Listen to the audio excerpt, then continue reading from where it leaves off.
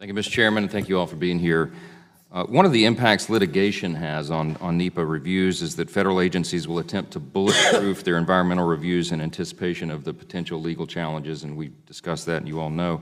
Mr. Coleman, can you briefly explain this concept for us and what the on-the-ground impacts are for project proponents who are undergoing NEPA review?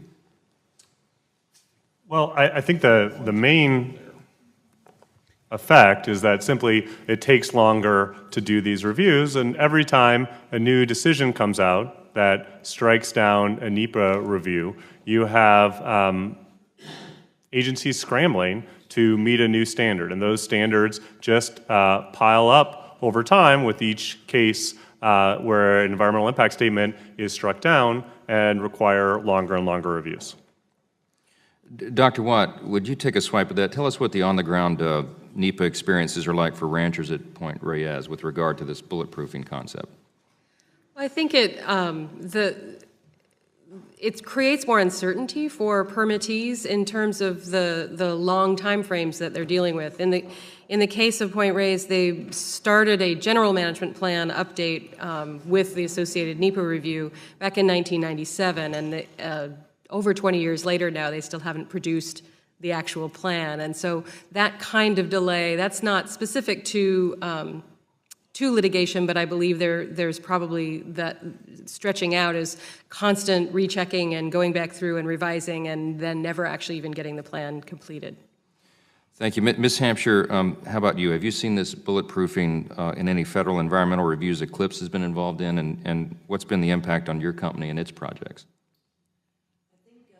There's a misconception that we're against environmental reviews. We're certainly not against environmental reviews.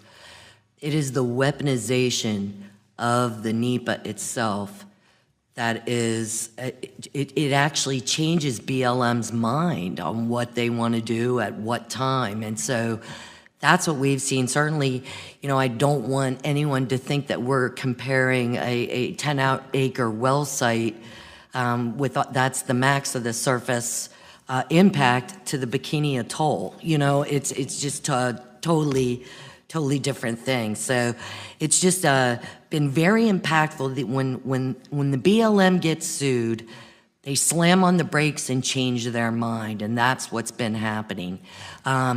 We've had robust environmental reviews as we've been going along, and we did that without thinking that we were having the categorical exclusion.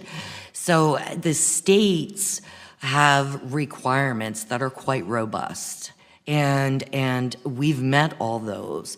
And then when we're applying for the federal side, BLM gets sued and basically stops progress. So I don't think it's against anybody here is against environmental reviews. It's just the process of what's been happening to us. And this bulletproofing, I mean, for either of you, I see you nodding your head vigorously, does all of this improve the quality of the review in any way, or does it merely serve as building a thicker and thicker shield against litigation? It does not. Actually, we provided the information to them because we voluntarily did the studies and cultural assessments, et cetera, that go into that. So it didn't, they didn't add anything new to that, right? Except for just get tribal consent, which they must have anyway to receive, to be able to dole out the drilling permit for the subsurface parcel. Thank you. Mr. Grismiel, you acknowledge that fear of litigation drives agencies to create what you